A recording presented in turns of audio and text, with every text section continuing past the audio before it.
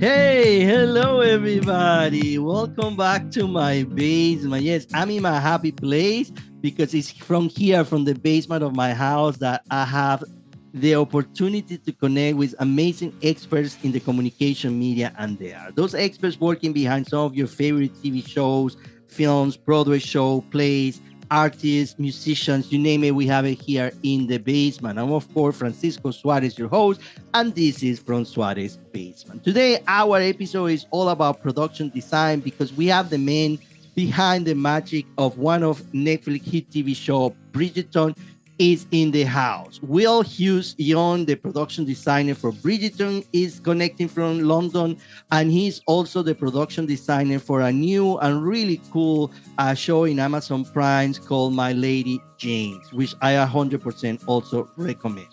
Thank you again for tuning in. I want to welcome you, our audience, because it's thanks to your company, really, that we put the love, the care, and the hard work to produce this podcast. Thank you, Arain, for tuning in. Thanks to our partnership with WCNY PBS in Central New York and Central New York Art for their partnership. It's thanks to those two no-profit organizations that we can come to you every other week. Our home in the internet, very easy, fsbasement.com. F of Francisco, S of Suarez, fsbasement.com is an awesome home in the internet where you can then find our entire library of past episodes in audio and in video, really cool educational tools.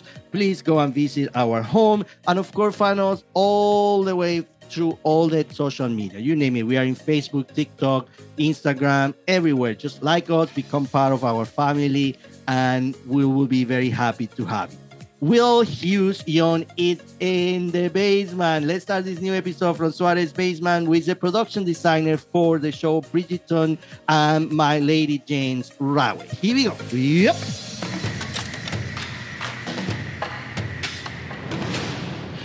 Well, before we start, going, of course, into your job now in Bridgerton, which have been such a huge success, you have been working as a production designer for many years in not only television productions in the sense of TV series, but also in films. If you could define, in your own words, this is important, what is a production designer? What is your job? How would you define production design? It's a very wide-reaching role, but ultimately the production designer is there to realize the writer and the director's vision of the piece that you're being given. So when we get a script, a production designer has their own ideas about it, and we always put those forward. Some land, some don't. And you work in collaboration with the director and the writers and the producers to create the end piece.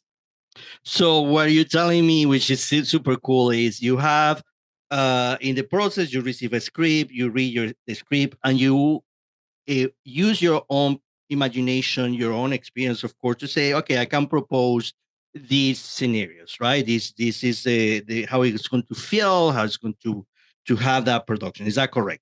That's correct, yes. And very much it's a part of, I think one of the best skills that a production designer can have is being able to read people and understand what they're thinking.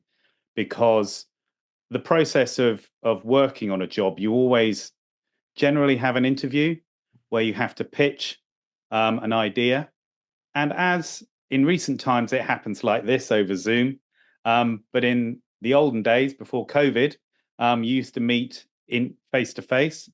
And that, when you're having that meeting, you can sort of tell if people are digging what you're saying or if they're not. And you have to be able to bend with the wind very quickly and understand, try and wheedle out what the writers and the producers and the director actually want. So that first meeting is essential to really understand what the piece is about from their perspective. And then you have to decide whether that's, in the groove for you and whether you want to do it. This is so interesting because I think a lot of people that are listening right now, especially students, who we put them to the process of pitching all the time and they hate the concept. It's like, Yep, do I me too. really have to do it? But you have to do it, right? I mean, Yeah, absolutely. Every time. And even, even on, say, the second season of Bridgerton, I obviously did the first season, and the second season I had to pitch ideas. I was obviously going to do the second season because I didn't mess it up the first time, and they allowed me to come back, which was lovely of them. Um, but I still had to pitch ideas, and that is a constant thing, as especially on streaming television. Quite often, you don't have all the scripts, and that's the big difference between mm, films and TV series. Is that films you have a script and there's a beginning, a middle, and an end, and therefore at your pitch, you know the curve of the show. Whereas on a TV series or a streaming series, quite often you don't know how it's going to end. You may only get two scripts or even one, mm. and so the process of pitching ideas and working with the people we've talked about already is a constant thing within a TV show. So, if your students don't like pitching, it ain't the job for them because you got to keep doing it all the time. I will promise you, and that's what I do this podcast to educate and to inform and to inspire these students that I'm going to make them watch this over and over again when you say exactly that because it's true. And it's not easy.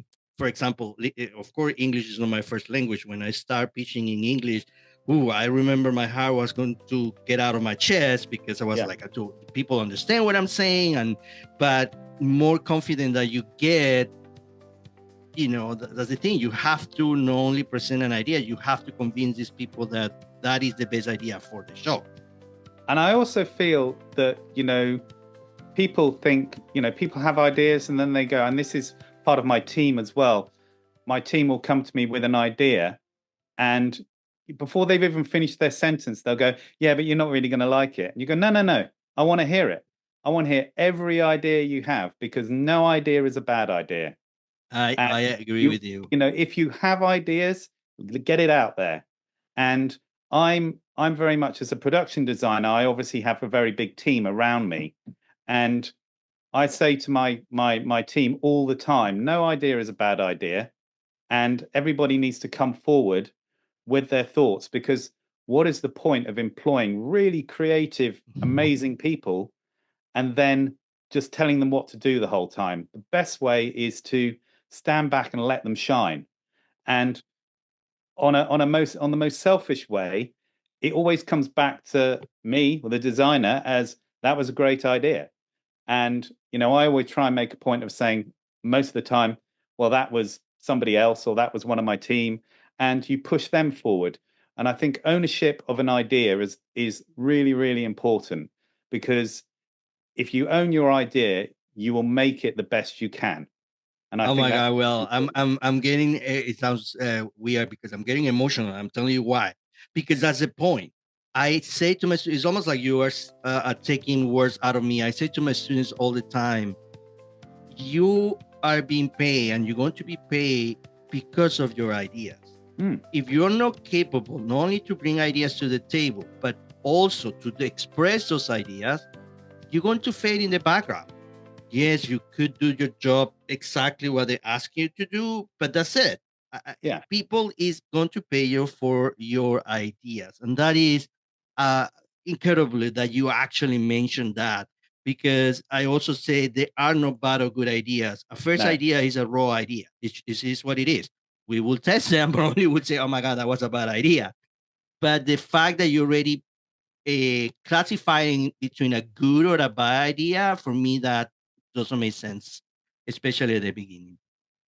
But I think also, that leads on to the next sort of element of an idea, and that's being able to explain it and get it out there.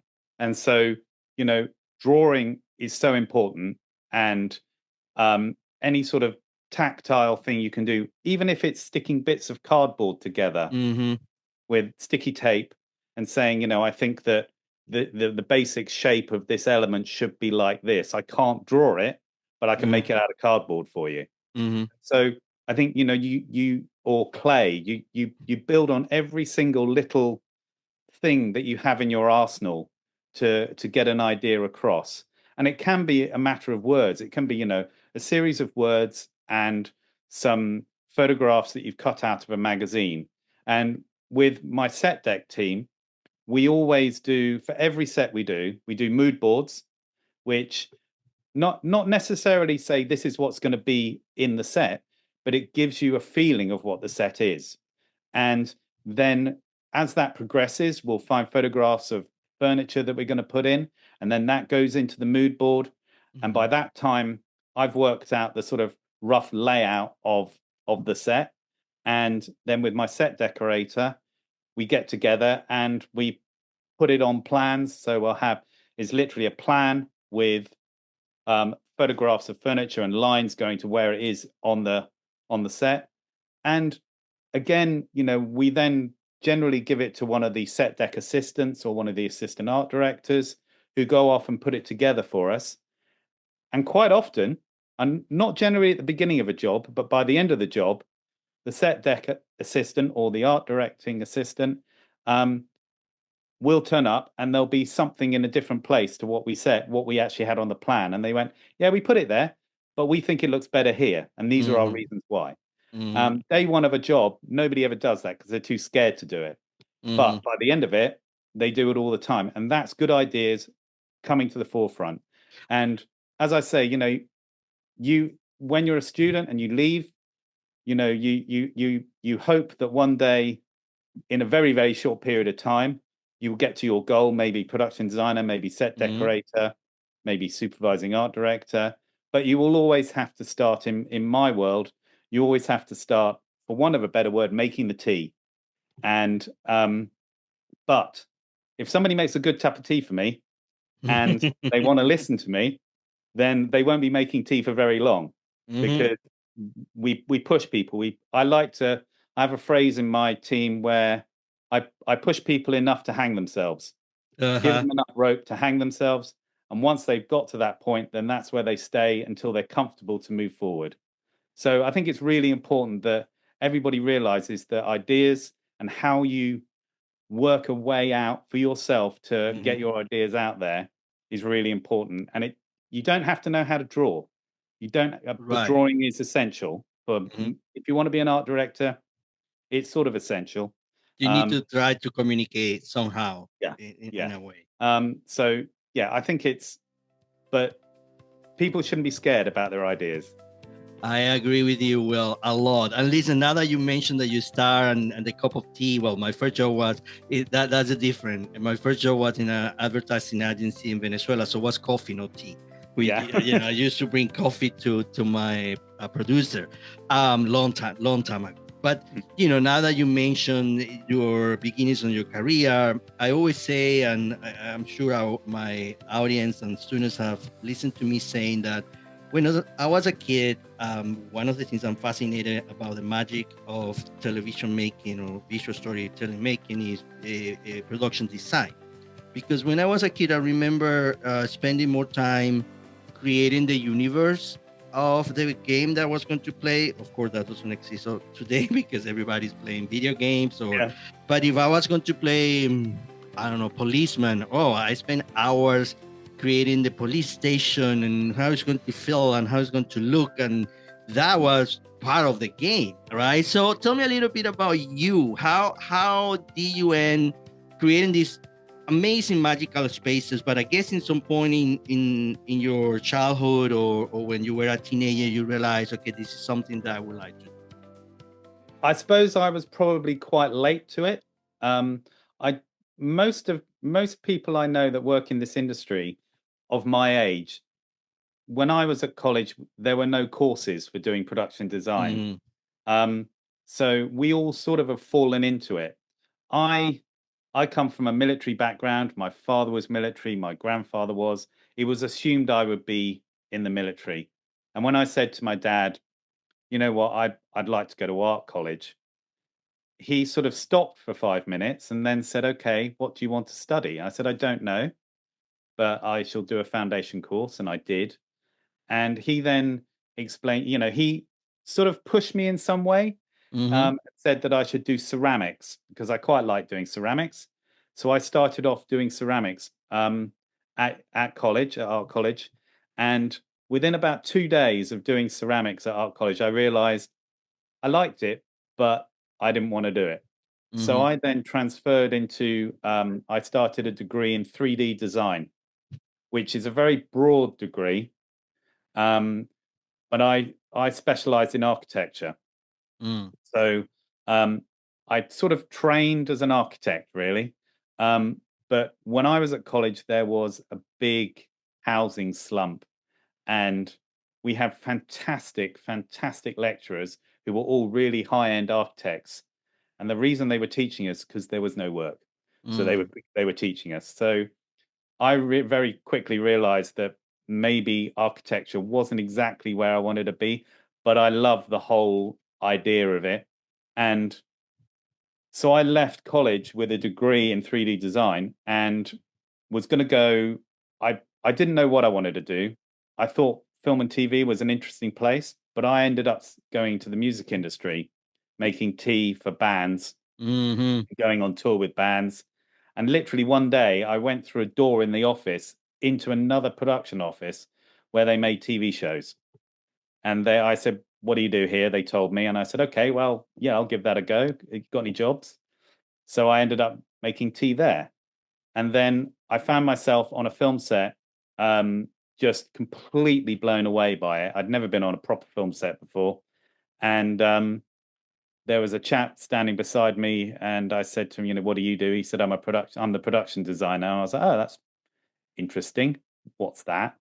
And I'd seen it on the credits, but I didn't really know Mm-hmm. what it was.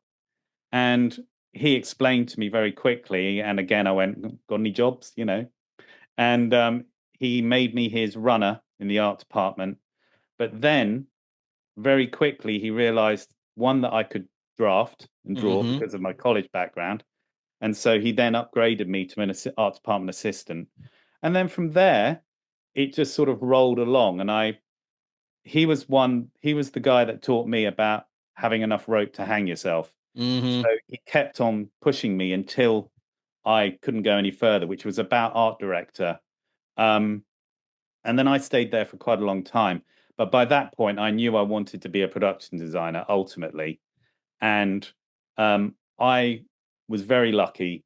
Um, I did a job for a show where they were very appreciative of what I'd done on it. And the next job that producer got, he said, "I want you to design it." And I was like, "Okay." Wow.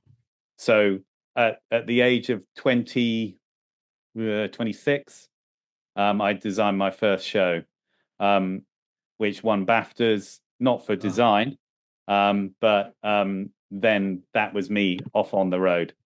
So it's there's all sorts of different paths you can take to get to that goal. Mm-hmm. And Mm-hmm.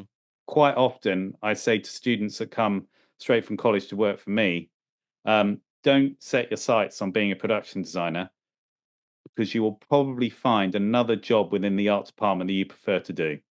Mm-hmm. Because what people don't realize about being a production designer, that there's a lot of the art directors generally have more fun. They Got get to do the drawing, they get to do all the cool stuff. The designer has to sit in meetings with producers and There's directors and argue about budgets uh-huh, and uh-huh. yeah, we still have the ideas, but there's a lot of sitting in meetings. Um, All the administrative stuff. yeah, yeah, Mm. and and looking at lots of administrative, but also dealing with other departments, stunt teams, special effects, CGI.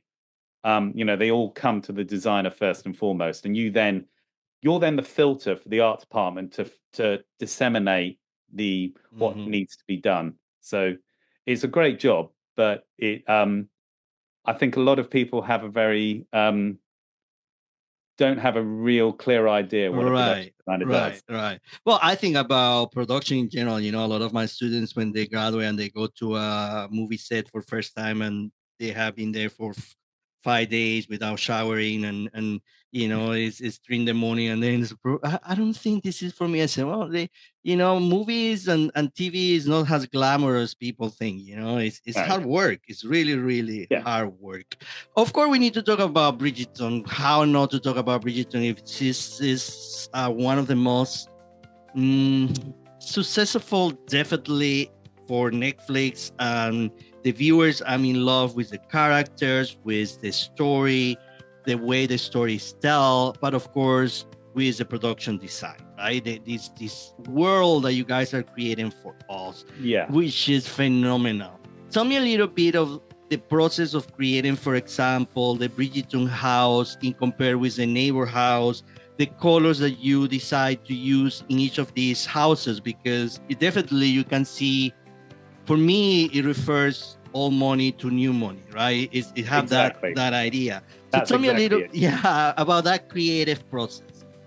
So when I first got the job, I spent a lot of time with Chris Van Dusen, who was a showrunner, and we very quickly decided we would have conversations where we say, okay, who are the Bridgertons? Who are the Featheringtons? What's their relationship? And we decided very quickly that it's, just to put it into some sort of context, it's like the Kennedys and the Kardashians. So it's very much the Bridgertons were very stylish and very clean cut, and the Featheringtons are a bit more brash, a bit more out there, a bit more punchy. So those were the sort of basic phrases we were using.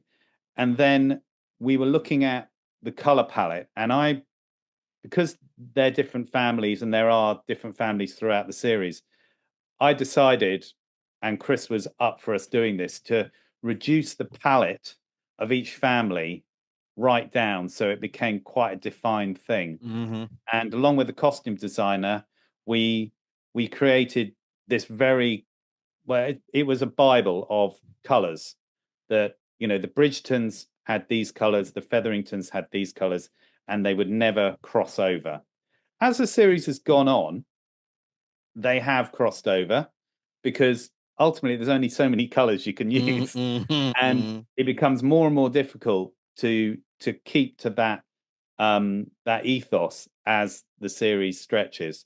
So with the Bridgertons, we decided on this very cool blue color, principally because there's a lot of pottery that was made at that time called Wedgwood, which is a very, very, very unique blue color.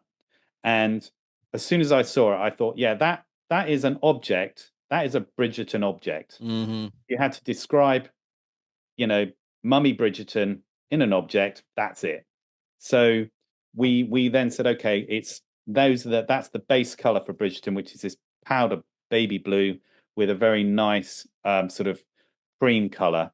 And then the Featheringtons, that sort of came about via the costume designer, because we defined the colors very basically, and then she went for these really acidic yellows and greens and peaches, and from that we bounced off that and created the palette for the Featheringtons. But then you get into the more sort of minutiae of it, and that's the history and how, the Featherington father, you had to have some sort of masculine feel to parts of the house. So we took those colors and I literally put them into a computer, and I pulled the tones down, so the same colors, just at a different tone. And those were the colors that we ended up using for, say, Lord Featherington's study and his bedroom and things like that. So you can spend hours, drilling into the color palettes, but it basically boiled down to very strategic decisions about keeping the palettes narrow. Listen, Will, I could be here with you, the whole day, because this is what I love, and I appreciate your time. My pleasure. Unfortunately, the podcast have a very specific time. But before we go, I like to, it's a little philosophical question, but hey, I like it. It's a question about Will as a person, as a professional. How do you would like to be remembered? How is something that you see in the future and you will feel like, oh wow, when the time comes, year from now, I would like to be remembered. I think within our industry, there are a lot of people who are not so charitable, let's put it that way. Okay. And they don't, I think it's a stress thing. People don't handle stress too well. Mm-hmm. And they can be quite rude and poisonous and toxic. And I would like to be remembered as one of the good guys, one of the people that my team, I have a really loyal team that work for me all the time, and they will sit at home and wait for me to get jobs rather than going to work for other people. Mm-hmm. And I would like to, I think what I would like to leave is a group of people like-minded like me who do good work, don't take life too seriously, and have fun. Because ultimately, if you can't have fun at work, you spend so many years at work away from your families and away from your loved ones. And if you can't have fun whilst doing it, then you shouldn't be doing it, because why put yourself through pain and anguish and not have your loved ones beside you? You might as well not bother. So work should be fun, and I would like to be remembered as somebody that he was fun to work with. Mm-hmm. Mm-hmm. And let me tell you, like, again, I always say that I'm a little bit of a future. I can see the future in some point, but I don't know you. We just met today, but Yeah. For me, anybody who is in a position of, I would not say power, that's not what I'm looking for. In a position like you, where you're busy, you're a busy man, you're doing things, and realize and say, no, but I can take 25 minutes to have this conversation, is already an amazing human being. Because, But I think, well, that's very kind. But I think it's important for the students to realize that they are the people of tomorrow, and they will be in 5-10 years time. They will be sitting where I am, and they need to remember that you have to give back to where you come from, because if you don't, the whole industry will just collapse. And people will forget how to do the old jobs, the things before CGI, when you used to have to do glass paintings, which your students probably don't even know what a glass painting is. Look at Gone with the Wind, fantastic. Right. When I started, that's what we used to do. And I think it's important that students realize that, we are in a privileged position doing this work. And with privilege comes a certain amount of, what's the word? Responsibility.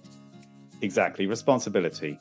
And you have to be willing to talk to the young ones coming up and advise them so they don't make drastic mistakes.